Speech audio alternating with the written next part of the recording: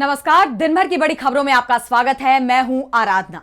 आज इस बुलेटिन में बात होगी ईरान के आगे ट्रंप के सरेंडर की, ईरान जंग में सीजफायर को लेकर घिरे पीएम मोदी की, देखेंगे क्यों मुख्य चुनाव आयुक्त पर भड़की TMC, chief election commissioner told us within 7 minutes of the meeting, get lost. 3 चुनावी राज्यों में क्या है उम्मीदवारों की तस्वीर, जानेंगे धार्मिक स्थलों में महिलाओं के साथ भेदभाव पर क्या है सुप्रीम कोर्ट का रुख, और बुलेटिन के आखिर में देखेंगे जाने माने कार्टूनिस्ट इरफान की किस खबर पर पड़ी तिरछी नजर। लेकिन दिन भर की तमाम बड़ी खबरों से पहले एक नजर आज की सुर्खियों पर। मल्लिकार्जुन खड़गे ने अपने विवादित बयान पर जताया खेद, बयान को गलत तरीके से पेश करने का लगाया आरोप। गुजरात के लोगों को अनपढ़ कहने पर मचा था बवाल। बॉम्बे हाईकोर्ट ने दिया शिवाजी महाराज की प्रतिमा हटाने का आदेश। अवैध निर्माण पर गोवा सरकार को लगाई फटकार। मोरमुगांव पोर्ट की जमीन पर अतिक्रमण रोकने में सरकार विफल। कोर्ट ने प्रशासन की लापरवाही को बताया गंभीर। बॉम्बे हाईकोर्ट ने पोंडा उपचुनाव की अधिसूचना की रद्द। अब 9 अप्रैल को नहीं होगा मतदान। विधानसभा का कार्यकाल कम होने के आधार पर आया फैसला। 2 मतदाताओं की याचिका पर कोर्ट ने दिया आदेश। मणिपुर में फिर भड़की हिंसा, हमले में बच्चों की जान जाने पर सरकार के खिलाफ सड़क पर उतरी जनता। अखिलेश यादव ने भी सरकार को घेरा, कहा समाज को आपस में लड़ाकर अपना मतलब निकालना है इनका मकसद। और हरे निशान पर बंद हुआ शेयर बाजार। 2946 अंकों की बढ़त के साथ 77,562 पर बंद हुआ सेंसेक्स। वहीं 873 अंकों की बढ़त के साथ 23,997 पर बंद हुआ निफ्टी। ये तो थी सुर्खियां। अब बात आज की सबसे बड़ी खबर की। पश्चिम एशिया में जंग आखिरकार थम गई है। अमेरिकी राष्ट्रपति डोनाल्ड ट्रंप ने ईरान के साथ सीजफायर की घोषणा कर दी है और ईरान ने भी इस पर सहमति जताई है। लेकिन जिस तरह ट्रंप ने ईरान की सभी शर्तों पर बातचीत को मंजूरी भी दे दी, उसके बाद सवाल ये उठ रहे हैं कि क्या अमेरिका ने ईरान के आगे सरेंडर कर दिया है? तो क्या है पश्चिम एशिया के मौजूदा हालात, आइए देखते हैं इस रिपोर्ट में। ईरान के खिलाफ अमेरिका और इजराइल की तरफ से शुरू की गई जंग थम गई है। पश्चिम एशिया में 2 हफ्तों के लिए संघर्ष विराम की घोषणा हो गई है। अमेरिकी राष्ट्रपति डोनाल्ड ट्रंप ने पाकिस्तान के प्रधानमंत्री शहबाज शरीफ और फील्ड मार्शल आसिम मुनीर के साथ हुई बातचीत के आधार पर सीज फायर का ऐलान किया और कहा कि इस शर्त पर कि ईरान हॉर्मुज स्ट्रेट को पूरी तरह, तुरंत और सुरक्षित रूप से खोलने पर सहमत हो, मैं 2 हफ्ते की अवधि के लिए ईरान पर बमबारी और हमले को रोकने को तैयार हूं। ये 2 तरफा युद्ध विराम होगा। ऐसा करने का कारण यह है कि हमने अपने सभी सैन्य उद्देश्यों को पहले ही पूरा कर लिया है। ईरान से हमें 10 सूत्रीय प्रस्ताव मिला है और यह बातचीत शुरू करने के लिए व्यवहारिक आधार है। तो डोनाल्ड ट्रंप ने जिस तरह अपनी विनाशकारी हमले के लिए ईरान को दी गई डेडलाइन खत्म होने से ठीक पहले ये घोषणा की है, उस पर कई सवाल उठ रहे हैं और ये सवाल तब और गंभीर हो जाते हैं जब ईरान की शर्तों पर हम नजर डालते हैं। दरअसल ईरान की 10 मांगों में प्रमुख तौर पर आक्रामकता न करना, हॉर्मुज स्ट्रेट पर ईरान का नियंत्रण जारी रहना, यूरेनियम संवर्धन को स्वीकार करना, सभी प्रतिबंधों को हटाना, ईरान को मुआवजे का भुगतान करना शामिल है। और बड़ी बात तो यह है कि ईरान के परमाणु कार्यक्रम पर उसके यूरेनियम को लेकर जब ट्रंप से सवाल किया गया तो वो उसका जवाब भी नहीं दे पाए।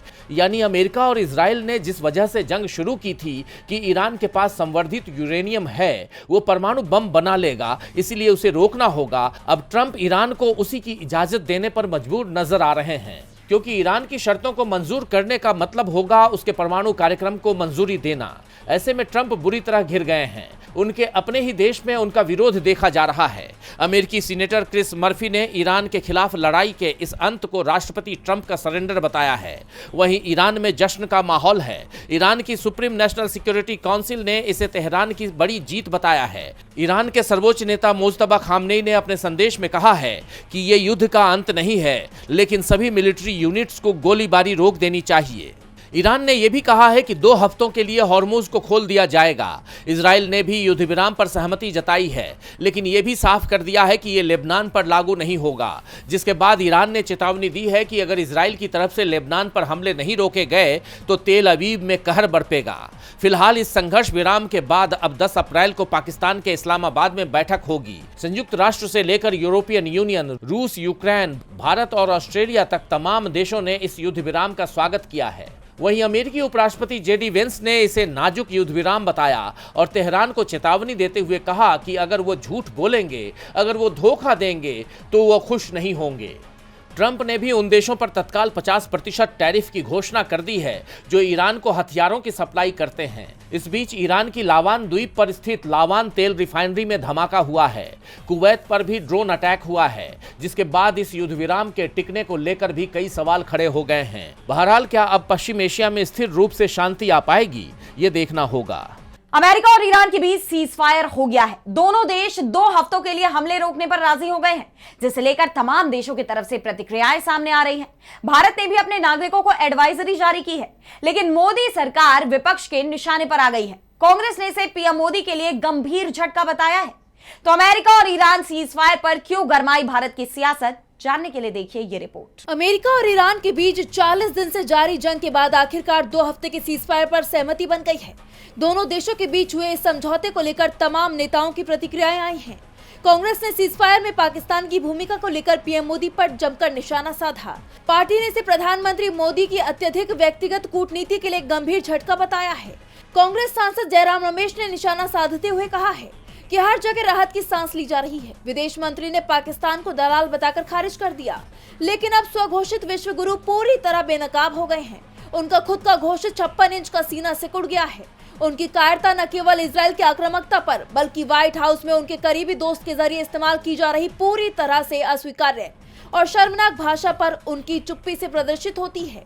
यानी कांग्रेस नेता ने पीएम मोदी को जमकर खरी खोटी सुनाई। इसके अलावा और भी कई नेताओं के बयान सामने आए हैं। ईरान सीज फायर पर नेशनल कॉन्फ्रेंस के अध्यक्ष फारूक अब्दुल्ला ने कहा है कि मैं अल्लाह का शुक्रिया अदा करता हूं कि उसने दोनों देशों यूएस और ईरान को आमने सामने बैठकर बात करने की ताकत दी।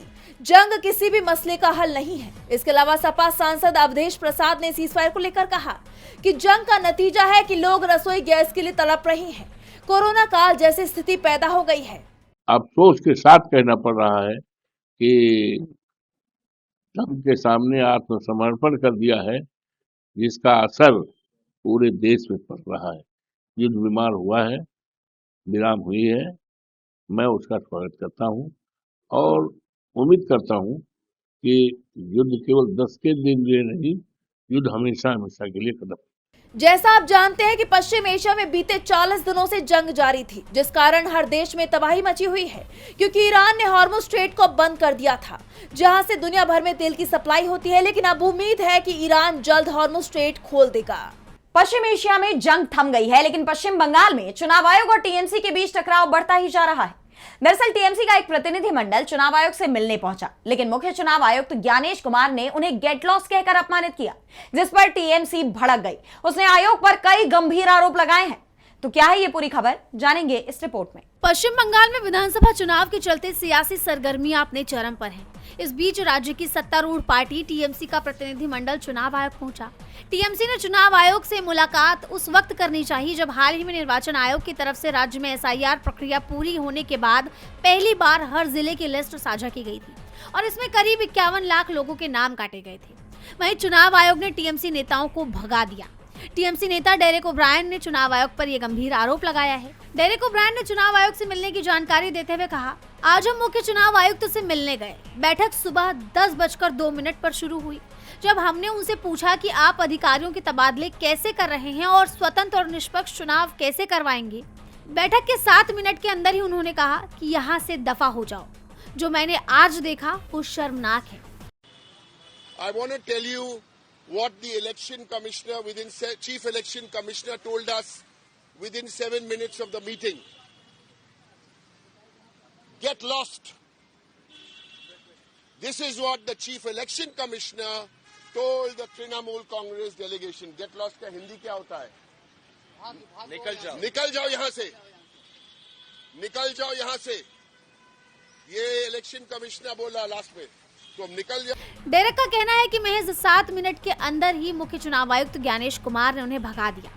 इसे लेकर शुरू हुआ बवाल अभी थमा भी नहीं था कि इस बीच चुनाव आयोग ने एक्स पर एक ऐसा पोस्ट किया जिसने विवाद को और बढ़ा दिया। चुनाव आयोग ने एक्स हैंडल पर पोस्ट किया कि चुनाव आयोग की तृणमूल कांग्रेस को 2 टूक। पश्चिम बंगाल में इस बार चुनाव भय रहित, हिंसा रहित, धमकी रहित, प्रलोभन रहित, छापा रहित और बूथ सोर्सेज जामिंग रहित होकर ही रहेंगे। चुनाव आयोग के इस पोस्ट के बाद टीएमसी नेता और भड़क गए।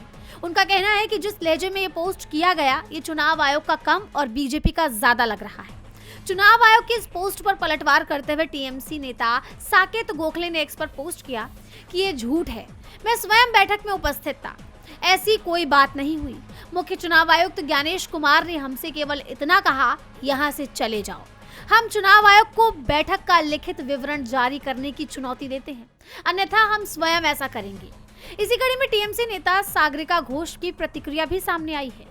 उन्होंने चुनाव आयोग के पोस्ट में लिखी बातों को झूठ करार देते हुए कहा कि झूठ, सरासर झूठ। इसमें से कोई भी बात 4 टीएमसी के सदस्य प्रतिनिधि मंडल, जिसमें डेरेक ओब्रायन, मेनका गुरुस्वामी, साकेत गोखले और मैं शामिल थे, हमसे आज सुबह मुलाकात के दौरान नहीं कही गई। जब हम मुख्य चुनाव आयुक्त से मिले, मुख्य चुनाव आयुक्त ज्ञानेश कुमार ने हमसे सिर्फ 2 बातें कही। पहली बात, आपका अधिकृत हस्ताक्षरकर्ता कहाँ है, और दूसरी सबसे शर्मनाक बात, दफा हो जाओ। इस पूरे घटनाक्रम ने राज्य का सियासी पारा हाई कर दिया है और माना जा रहा है कि अभी इस मामले में विवाद और बढ़ेगा, जो कहां जाकर थमता है ये देखना होगा। सीएम ममता बनर्जी ने भी ऐलान किया है कि वोटर लिस्ट से लोगों का नाम कटने के मुद्दे को लेकर वो सुप्रीम कोर्ट का दरवाजा खटखटाएंगी। चुनावी तैयारियों के बीच उनके इस बयान से पश्चिम बंगाल का सियासी पारा और चढ़ गया है। इस बीच 9 अप्रैल को 3 राज्यों में होने वाले विधानसभा चुनाव से पहले उम्मीदवारों को लेकर एडीआर की रिपोर्ट सामने आई है, जिसने राजनीतिक दलों के दावों की पोल खोल दी है। तो क्या है उम्मीदवारों की असली तस्वीर, देखेंगे इस रिपोर्ट में। 9 अप्रैल को असम, केरल और पुडुचेरी में होने वाले विधानसभा चुनावों की वोटिंग से ठीक पहले एसोसिएशन फॉर डेमोक्रेटिक रिफॉर्म्स और इलेक्शन वॉच ने उम्मीदवारों के चुनावी हलफनामों की डिटेल जारी की है। पुडुचेरी में महिला और पुरुष चुनाव मैदान में केवल 40 यानी 14% महिला उम्मीदवार हैं, जबकि 251 पुरुष उम्मीदवार अपनी किस्मत आजमा रहे हैं। 2021 में यह आंकड़ा 11% था। दागी उम्मीदवार 66 उम्मीदवारों यानी कुल 23% ने अपने ऊपर आपराधिक मामले घोषित किए हैं। इनमें से 38 यानी 13% पर हत्या के 2 केस और महिलाओं के खिलाफ अपराध 3 केस जैसे गंभीर आपराधिक मामले दर्ज हैं। अमीर और गरीब, पुडुचेरी का चुनाव काफी महंगा नजर आ रहा है। 41% उम्मीदवार करोड़पति हैं और एक उम्मीदवार की औसत संपत्ति 7 करोड़ 21 लाख है। केरल की बात की जाए तो यहाँ पर 38% दागी उम्मीदवार हैं। बाहुबल का बोलबाला है। केरल विधानसभा चुनाव में भी आपराधिक पृष्ठभूमि वाले उम्मीदवारों की संख्या चिंताजनक है। कुल 863 विश्लेषित उम्मीदवारों में से ये तस्वीर सामने आई है। महिला और पुरुष की बात की जाए 863 में से मात्र 92 यानी 11% महिला उम्मीदवार हैं, बाकी 771 पुरुष हैं। 2021 के मुकाबले महिला भागीदारी में कोई सुधार नहीं हुआ है। दागी उम्मीदवार की बात की जाए, राज्य में 324 यानी 38% उम्मीदवारों पर क्रिमिनल केस दर्ज हैं। इनमें से 201 यानी 23% पर गंभीर मामले हैं। अमीर और गरीब उम्मीदवारों को लेकर एडीआर के विश्लेषण के अनुसार केरल में भी करोड़पति प्रत्याशियों की संख्या में तेजी से उछाल आया है, जो आम और गरीब उम्मीदवारों के लिए चुनावी मुकाबले को कठिन बना रहा है। असम में महिलाओं की भागीदारी में भारी गिरावट आई है। महिला और पुरुष की संख्या की बात की जाए तो 722 उम्मीदवारों में से केवल 59 यानी 8.17% महिला उम्मीदवार हैं, 663 पुरुष हैं। वहीं ये आंकड़ा 2021 में 76 महिलाएं और 2016 में 91 महिलाएं के मुकाबले लगातार नीचे गिर रहा है। अमीर, गरीब और दागी उम्मीदवारों की बात करें तो रुझान बताते हैं कि राजनीतिक दलों ने जीतने की क्षमता के नाम पर धनबल वाले उम्मीदवारों को तरजीह दी है। दागी उम्मीदवारों की बढ़ती संख्या, करोड़पति नेताओं के दबदबे और महिलाओं की निराशाजनक भागीदारी को लेकर ये आंकड़े चुनाव में बाहुबल और धनबल की असली तस्वीर पेश करते हैं। एडीआर की रिपोर्ट के मुताबिक इन चुनावों में भी धनबल और बाहुबल का बोलबाला कायम है। वहीं असम में भी तीखी बयानबाजी का दौर जारी है, लेकिन अपने ही नेताओं के बयानों ने बीजेपी के लिए बड़ी मुश्किलें खड़ी कर दी हैं। कांग्रेस अध्यक्ष मल्लिकार्जुन खड़गे पर मुख्यमंत्री हिमंता बिस्वा शर्मा की टिप्पणी को लेकर शुरू हुआ विवाद बढ़ता ही जा रहा है। अब नेता प्रतिपक्ष राहुल गांधी और सांसद प्रियंका गांधी ने भी सीएम शर्मा के खिलाफ मोर्चा खोल दिया है। देखिए ये रिपोर्ट। असम में बीजेपी के लिए बड़ी मुश्किल खड़ी हो गई है। सीएम हिमंता बिस्वा शर्मा ने कांग्रेस पर हमला बोलते हुए अपनी जुबान पर नियंत्रण खो दिया और कांग्रेस अध्यक्ष मल्लिकार्जुन खड़गे को पागल कहा, जिस पर अब कांग्रेस ने बीजेपी से जवाब मांगा है और जबरदस्त तरीके से हमलावर हो गया है। इसी कड़ी में लोकसभा में नेता प्रतिपक्ष राहुल गांधी ने बीजेपी को घेरा। उन्होंने आरोप लगाया कि असम के मुख्यमंत्री हिमंता बिस्वा शर्मा ने मल्लिकार्जुन खड़गे के बारे में अभद्र भाषा का इस्तेमाल कर अनुसूचित जाति और अनुसूचित जनजाति समुदाय को अपमानित किया। उन्होंने सवाल किया कि क्या प्रधानमंत्री नरेंद्र मोदी असम के मुख्यमंत्री की बात का समर्थन करते हैं। राहुल ने एक्स पर पोस्ट किया कि असम के मुख्यमंत्री हिमंता बिस्वा शर्मा की तरफ से कांग्रेस अध्यक्ष और राज्यसभा में नेता प्रतिपक्ष मल्लिकार्जुन खड़गे के विरुद्ध इस्तेमाल की गई अभद्र और घटिया भाषा पूरी तरह निंदनीय, शर्मनाक और अस्वीकार्य है। खड़गे जी देश के एक वरिष्ठ और लोकप्रिय दलित नेता और राजनेता हैं। उनका अनुभव, कद और प्रतिष्ठा अतुलनीय है। उनका अपमान किसी एक व्यक्ति का नहीं बल्कि इस देश के SC/ST समाज के करोड़ों लोगों का भी अपमान है। उन्होंने आरोप लगाया कि किसी दलित के लिए ऐसी भाषा का इस्तेमाल करना कोई नई बात नहीं है। ये बीजेपी और आरएसएस की पुरानी और सुनियोजित मानसिकता है। उन्होंने आगे कहा कि बाबा साहेब अम्बेडकर का अपमान हो, दलित नेताओं को नीचा दिखाना हो या SC/ST समाज के प्रतिनिधियों पर व्यक्तिगत हमले हो, बीजेपी और आरएसएस का इतिहास गवाह है कि जब जब कोई दलित नेता सच बोलता है तब ये उसे अपमानित करने पर उतर आते हैं। यही इनकी विचारधारा है, यही इनका असली चरित्र और चेहरा है। राहुल गांधी ने इस मुद्दे पर पीएम मोदी को घेरते हुए सीधा सवाल किया कि क्या आप हेमंता शर्मा की इस भाषा का समर्थन करते हैं? आपकी चुप्पी मजबूरी नहीं, सहमति है। प्रधानमंत्री अगर देश के करोड़ों दलितों के सम्मान पर हमला होते हुए देख मुंह ना खोलें तो वो न सिर्फ अपनी जिम्मेदारी से भाग रहे हैं बल्कि उस अपमान के हिस्सेदार भी हैं। वहीं कांग्रेस सांसद प्रियंका गांधी ने भी इस मामले को लेकर प्रधानमंत्री नरेंद्र मोदी की घेराबंदी की। सीएम हेमंता के बयान को प्रियंका गांधी ने भी अस्वीकार्य बताया और सवाल किया कि क्या पीएम मोदी इस अपमान से सहमत हैं?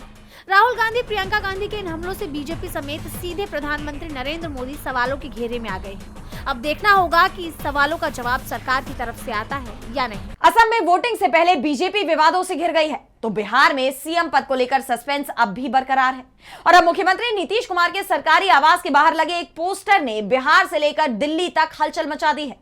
इस पोस्टर में निशांत कुमार को दमदार भविष्य के रूप में पेश किया गया है। ये पोस्टर बीजेपी पर दबाव बनाने के लिए जेडीयू की रणनीति मानी जा रही है। तो क्या चल रहा है बिहार में, जानेंगे इस रिपोर्ट में। बिहार की सियासत में इन दिनों विरासत और भविष्य को लेकर चर्चा गरमाई हुई है।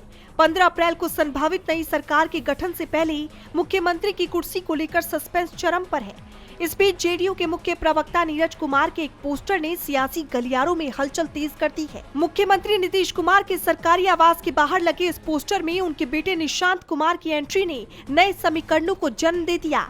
नीरज कुमार की तरफ से लगवाए गए इस पोस्टर में नीतीश कुमार और निशांत कुमार की तस्वीरों के साथ संदेश लिखा है, मजबूत विरासत, भविष्य दमदार, निशांत कुमार है तैयार।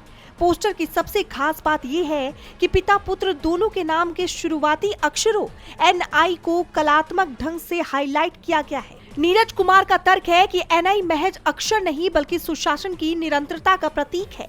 कार्यकर्ताओं के बीच अब जय निशान तय निशान जैसे नारे गूंज रहे हैं। विरासत, मजबूत, दमदार भविष्य, निशांत कुमार है तैयार। ये जनता दलियों का सार्वजनिक भावना है। जय निशांत तय निशांत। राजनीतिक जानकारों की माने तो ये पोस्टर और हाल ही में सम्राट चौधरी की मौजूदगी में लगे निशांत कुमार सीएम के नारे भाजपा के लिए एक प्रेशर पॉलिटिक्स का हिस्सा हो सकते हैं। जेडीयू समर्थकों का ये रुख साफ करता है कि भविष्य में भी मुख्यमंत्री की कुर्सी पर दावा जेडीयू का ही रहेगा। वहीं 8 अप्रैल को नीतीश कैबिनेट की आखिरी बैठक बुलाई गई, जिसके तुरंत बाद 9 अप्रैल को मुख्यमंत्री दिल्ली रवाना होंगे। दिल्ली में एनडीए के शीर्ष नेतृत्व के साथ होने वाली बैठक में मुख्यमंत्री के चेहरे पर अंतिम मुहर लगनी है। अब इन सबके बीच आने वाले कुछ दिन बिहार की राजनीति के लिए काफी अहम मानी जा रही है। बिहार में सीएम पद को लेकर खींचतान जारी है तो सुप्रीम कोर्ट में सबरीमाला मामले में सुनवाई दूसरे दिन भी जारी रही। इस दौरान 9 जजों की संवैधानिक पीठ ने सीधे तौर पर केंद्र को चुनौती दी। चीफ जस्टिस सूर्यकांत की अगुवाई वाली पीठ ने साफ लहजे में कह दिया कि अदालत के पास यह तय करने की ताकत है कि धर्म की आड़ में क्या अंधविश्वास है। तो क्या क्या दलीलें दी गई इस सुनवाई के दौरान, जानने के लिए देखिए ये रिपोर्ट। सबरीमाला मंदिर में महिलाओं को एंट्री देने का आदेश जारी रहे या नहीं, इस पर सुप्रीम कोर्ट की 9 जजों की संविधान पीठ सुनवाई कर रही है और 8 अप्रैल को इस सुनवाई का दूसरा दिन रहा। इस दौरान सॉलिसिटर जनरल तुषार मेहता ने कहा, कोई सेक्युलर अदालत किसी धार्मिक प्रथा को सिर्फ अंधविश्वास नहीं कह सकती, क्योंकि उसके पास ऐसा तय करने की विशेषज्ञता नहीं होती। जो चीज नागालैंड के किसी समुदाय के लिए धार्मिक हो सकती है, वही मेरे लिए अंधविश्वास लग सकती है। हमारा समाज बहुत विविधतापूर्ण है, यहाँ अलग अलग लोग, धर्म और मान्यताएं हैं। ऐसे में अदालत के लिए ऐसा फैसला देना खतरनाक हो सकता है। सॉलिसिटर जनरल की इस टिप्पणी पर जस्टिस एहसानुद्दीन अमानुल्लाह ने कहा, मिस्टर मेहता, आपने बात को बहुत आसान बना दिया है। अदालत के पास न्यायिक समीक्षा का अधिकार है कि वो ये तय कर सके कि अंधविश्वास क्या है। उसके बाद उस पर कानून बनाना या कार्रवाई करना विधानमंडल का काम हो सकता है, लेकिन ये नहीं कहा जा सकता कि अंतिम फैसला सिर्फ विधानमंडल ही करेगा। धर्म के मामलों में तर्क उसी तरह लागू नहीं किया जा सकता। एसजी मेहता ने आगे कहा, न्यायिक समीक्षा संविधान के मुताबिक ही होनी चाहिए। अगर संविधान में आधार पब्लिक ऑर्डर, नैतिकता और स्वास्थ्य है, तो अदालत को इन्हीं कसौटियों पर फैसला करना चाहिए। लेकिन सबरीमाला फैसले में कहा गया है कि हम सामाजिक नैतिकता को नहीं मानेंगे, क्योंकि वो भीड़ की नैतिकता हो सकती है और हम संवैधानिक नैतिकता के आधार पर फैसला लेंगे। अगर मैं कहूं कि ये मेरी आस्था है और इससे समाज को कोई नुकसान नहीं हो रहा और बाकी लोग सिर्फ विरोध कर रहे हैं, तो क्या उन्हें भीड़ मान लिया जाएगा और फिर अदालत तय करेगी कि संवैधानिक नैतिकता क्या है। मैं इसे थोड़ा सख्त शब्दों में कह रहा हूं, लेकिन बात इतनी ही असंगत है। तो वहीं इस पर जस्टिस नागरत्ना ने कहा, भारतीय समाज में समय के साथ बहुत बदलाव आया है। जो चीज पहले अनैतिक या अश्लील मानी जाती थी, अब वैसी नहीं मानी जाती।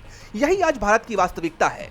1950 के दशक के मानक आज जैसे नहीं हैं। बता दें कि यह सुनवाई मुख्य रूप से इस बात पर केंद्रित है कि क्या अदालतें ये तय कर सकती हैं कि कौन सी धार्मिक प्रथा अनिवार्य है और कौन सी अंधविश्वास। इसमें सबरीमाला में 10 से 50 वर्ष की महिलाओं के प्रवेश पर लगे प्रतिबंध और अन्य धर्मों में महिलाओं के साथ होने वाले भेदभाव के कानूनी पहलुओं की जांच हो रही है। और बुलेटिन के आखिर में देखेंगे जाने माने कार्टूनिस्ट इरफान की किस खबर पर पड़ी तिरछी नजर।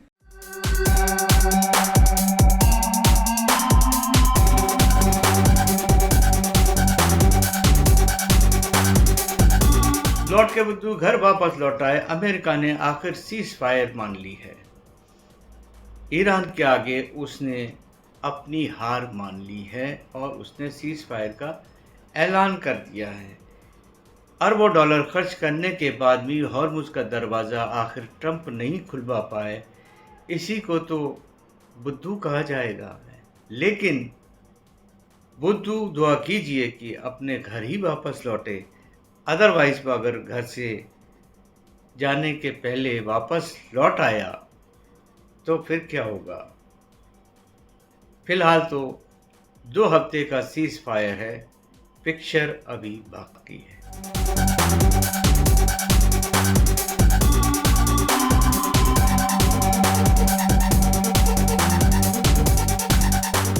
बहुत बहुत शुक्रिया इरफान जी। तो आज इस बुलेटिन में इतना ही। आप देखते रहिए डीबी लाइव। नमस्कार।